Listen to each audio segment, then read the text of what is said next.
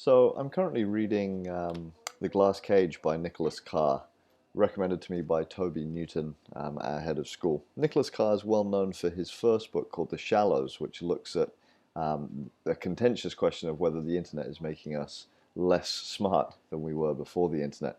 And so whilst he's definitely not anti-technology, he's certainly skeptical of technology, and he's cognizant that every technology offers us a trade-off. And most of us never think of the trade-off, we just accept that new technology and use it. So in this book, he focuses particularly on the technologies around automation. And it's a fascinating read. He looks at the history of automation, say, in airlines and in planes. And I hadn't realized that autopilot was actually first demoed to the public in 1914, right, in terms of a self-stabilizing gyroscope. I always thought of it as a much more recent phenomenon. And he tells a story about airlines and aircraft manufacturers really pushing the envelope of automation, and that we could look at how pilots work and see the future of work for many of us. And what they found is that pilots are more and more operators of a computer that controls a machine rather than operators directly of that machine.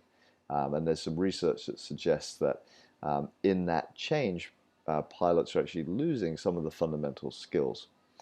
He tells another story about GPS devices and how research suggests that our ability to remember is tied into our ability to remember and navigate space through the spaces in our lives. And GPS is slowly taking that away from us, that skill of wayfinding, right, of knowing the landscape, of being oriented within a landscape. So these are deep cognitive processes that most of us aren't even aware of, and yet the technologies that we're using now are starting to impact those. And that's not to say that that technology hasn't had effects before. Of course, every technology, from a stone hammer right up to a smartphone, has effects on our behavior, on how we perceive ourselves. But as technology accelerates more rapidly, this is presenting more and more problems. And this is a constant theme in our human technologies course, so this ties in really well with what we're trying to do as a school as well. So for me, as an ICT teacher and an IT professional and technology director, this speaks to the heart of what I do as my job, right? Introduce new technologies to try and make things better. And it's a healthy reminder for me that these technologies do have really profound, potentially profound impacts. So I would certainly recommend The Glass Cage by Nicolas Carr as a book for anyone who's interested in the future, right? So anyone who feels they're going to be alive in 10 years, or who has kids, grandkids, and really where this is going and where this is scary, and we've seen hints of this as a great YouTube sort of 15-minute documentary called Humans Need Not Apply. This talks to the future of work and who we are as a species and how we go about our work.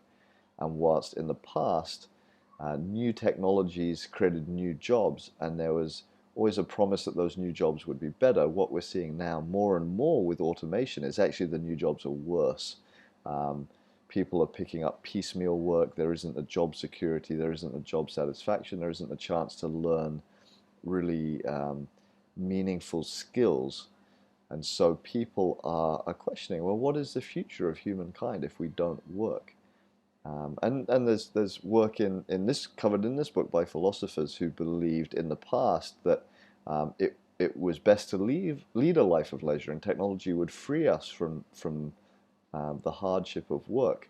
But I think a slightly more nuanced view is that work is actually important to who we are, both cognitive work and our employment.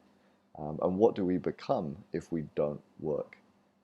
Interesting questions. Definitely a book worth reading.